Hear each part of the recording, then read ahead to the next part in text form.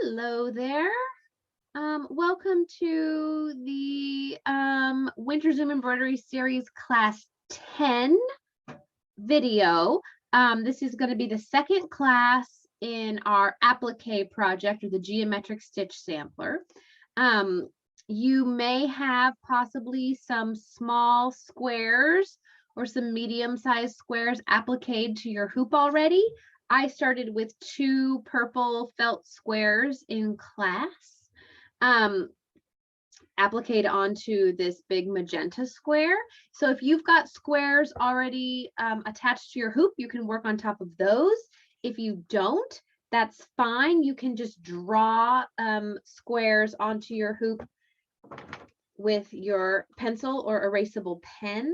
That's what I'm going to do for class. And so I worked on these small ones that are like, you could definitely get a dime inside of these purple squares, maybe a nickel. This is a bigger one that I'm going to work on so that you can see for the video. So, but you can work on any size you want. We're going to be doing 2 stitches that do use kind of a lot of thread. So if that's a concern, go ahead and do smaller ones. Okay. Remember that we are, if you haven't orientated your squares yet, we're trying to create some negative spaces on your hoop that you can work with later. Don't worry about this.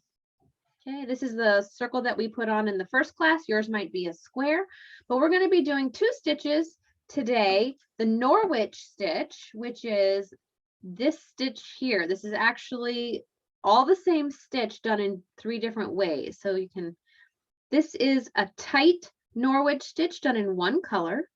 Okay, and you can see that it gets this like little square weaving done on top. You can see it more clearly over here where I switched colors. So these are done the exact same way, switching colors. This is the same stitch here, but I did looser stitches, meaning I left some space in between so that you can see the purple felt underneath. So if you're working on top of some appliqued felt, it might be fun to do yours in this way because you get that dual color effect from the felt underneath. If you're just working by drawing a square on top of your fabric, it might be fun to do a tighter stitch because you don't have a different color underneath. So that's up to you. But we are going to start with this one. The one that's underneath my thumb here is our second stitch. So I'll show that to you later. So let's go ahead and jump in with the Norwich stitch. So I'm working with 6 strands of embroidery floss. This will work with any thread that you've got in any number of threads, like any type of thread. And if you're using embroidery floss, you can use all 6. You can cut it down to 3. If you're working with your stitches close together, it might be nice to work with a fatter thread because it's more of a fill stitch. So for the Norwich stitch, it's not complicated, but it's a little bit hard to get the hang of it at first. So you're always going to start the same way. You're going to start with an X from corner to corner here.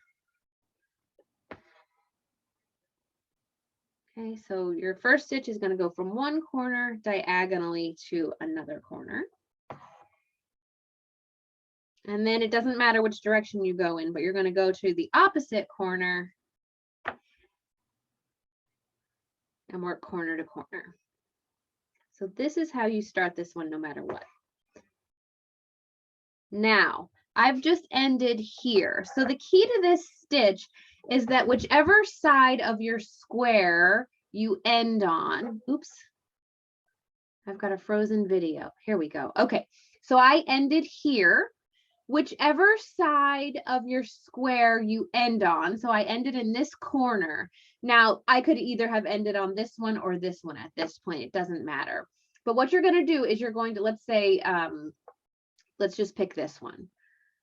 So I ended here. What I'm going to do is I'm going to travel underneath my fabric on the same edge of my square, but come up on the other side. Okay, so let's say that this is, let's do this way. Let's say A, B, C, D. Okay. So I ended on the bottom of side C. I'm going to travel underneath. I'm going to come up on the opposite end of side C. So the top of side C, I'm going to come up for my next stitch. And I'm always going to be working on the line. So either the edge of my felt or the edge of my drawn line. I'm going to come up, and my stitches are always going to actually be worked in the X formation. Okay, so I'm always going to be traveling here or here. All right, I'm going to work these with a little bit of space between. So I ended at the bottom of side C. I'm going to start my next stitch at the top of side C, and then I'm going to travel in the X formation, trying to keep the distance between my stitches about the same. I'm going to go down here. Okay, so I just ended on the left side of side D, which means I'm going to start on the right side of side D. So I'm always on the same side. After I've done this first stitch where it could have been here or here, it's always pretty clear.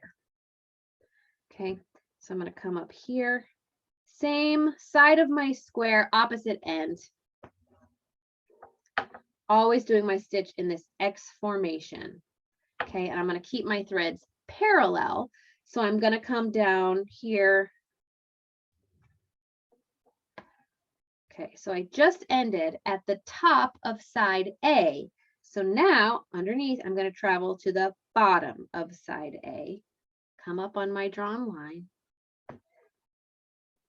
Okay, always doing my stitches in this X formation. So I'm going to stay parallel here, go across, go back down on the edge of my drawn line. All right, so I've ended now here on the right side of side B, which means I'm going to come up on the left side of side B. The left end of side B, I should say. Coming up on my drawn line, always stitching on top of the fabric in that X formation, staying parallel, going back down.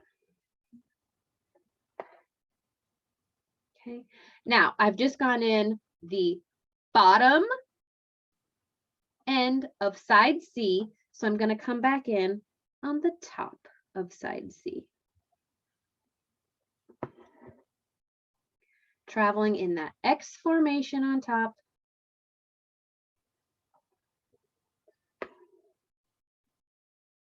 Okay, so I've gone in the left end of side D.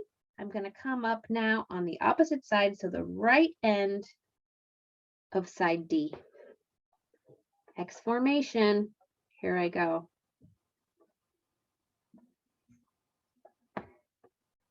Okay, all right, I've come in the top of side A. I'm going to travel down the same side to the opposite end. So I'm now going to come up at the bottom end of side A, always stitching in the X formation. Okay. All right, so now I've gone in on the right end of side B. So I'm going to come up on the left end of side B. Diagonal formation. Here I go. All right. So my spacing wasn't exactly perfect in this, but I've got this middle stitch that I started with here, my X and my X, and I've got 2 stitches on either side of that X. So I've got 1, 2, 3, 4, 5, and 1, 2, 3, 4, 5. I've made 2 full rotations on this Norwich stitch. So I could stop here if I wanted with this nice X. Okay, now I've just ended here. I want to make a note of that. This is where my stitch just came in underneath. And I've run out of thread. Perfect. I got lucky and I got sort of a symmetrical rotation of this Norwich stitch in this brown thread. So what I'm going to do is I'm going to turn this over, and you can see what this looks like. If you've done it properly, you've just got stitches on top of stitches in this outer square. So I've run out of thread. I'm going to knot that off. Okay. Perfect. Now, if I want to continue in another color, which I do, I'm going to grab my other color and I'll start off here. Okay, so I've switched over to a light blue thread. Now I made a little mark here so I wouldn't have to figure it out. I ended here, which means I'm going to start. So I ended at the bottom end of side C. So when I start again with my new thread, I'm going to start just where I would have if I was continuing on with my brown thread. I'm going to start at the top of side C. And again, continue as we were. Going to continue on always in that diagonal fashion. Just going to do a couple more. I know during class, some people had trouble getting the hang of the pattern that you follow. So I'm just going to do it a little bit longer. If you feel like you have the hang of it, you can skip ahead to our next stitch. So I just came down on the left side of edge or side D, which means I'm going to come back up on the opposite or right side of side D. Diagonal. In the handout, there's a diagram that just tells you 1, 2, 3, 4, 5, 6. So that's really, really helpful if this isn't making sense to you. I know it's kind of tricky. Went down on the top of side A, gonna come up on the bottom of side A.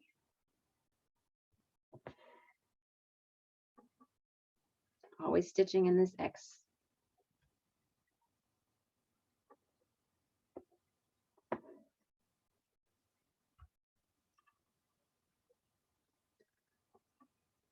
Okay, went in on the right of side B, coming up on the left of side B.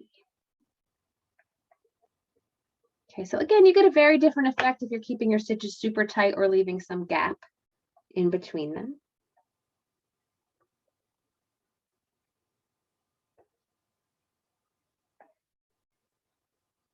Okay, so I could end there. I've now done like a blue outline in the brown, or I can keep going. Okay, so if you want to fill the whole thing, you're just going to keep working along the edges of your drawn line until this all fills in, but you can stop at any point you want when you like the way that it looks. So on this one, I could have done a couple more stitches in the middle, but I kind of liked this sort of fat X shape. This one, I filled the entire border. I really didn't have room for any more stitches there. And this one, I definitely could have gotten a couple more in these inner parts. But again, I liked the way that that looked.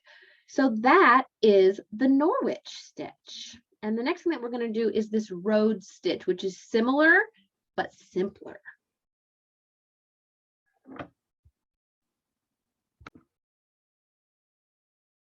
Right, so let's get into our second stitch, which is called the Rhodes stitch. That's R-H-O-D-E-S. We're also going to be working this one on a square. So again, you can work it on top of your applique felt or by drawing a square on your fabric. This stitch is really cool because it can actually be worked in any symmetrical shape you want. It can be worked in a star or a heart, a diamond, a circle, doesn't matter. It's the same idea. And in the handout that in your email, there are several examples with diagrams of how to do different shapes with it. But we're going to work a square because it's simple and it fits with our geometric sampler. So I'm going to keep going with this light blue. This one also starts by working in a corner to corner fashion. So we're going to start down here. Again, doesn't matter which corner you started. I'm going to go up here. This one just starts with one diagonal, though. We're not making an X. So we've done this. We're going to work along the edge of our square, just like we did before, but it's a little bit different. So I'm going to come up. I'm going to follow the square in a clockwise fashion, or I'm going to follow in a clockwise fashion. I'm going to come up above where I started over here, and I'm going to go back down below. I'm always going to go above and come over below, above, below, and I'm just going to be working in this sort of twisty fashion. So second stitch comes up on my line right above where I came up before. And then I'm going to cross over, so not parallel like we did before, but over the top, and go back down on my line below. oops, I lost my thread. Bear with me.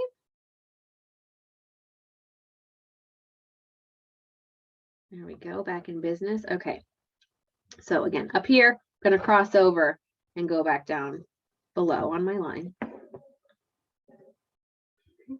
And I'm just going to do that over and over and over again. So when I'm coming back up over here on the left, above where I started before, going back down on the right, right below where I ended before. And this does wrap around on the underside. So I'll show you the back of mine after this next stitch.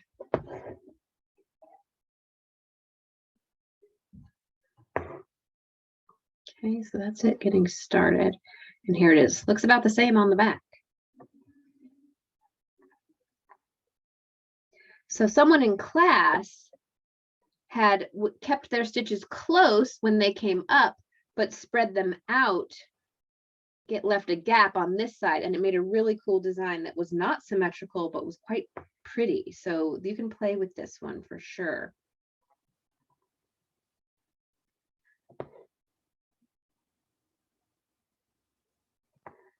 So I'm going to show you this one I did over here.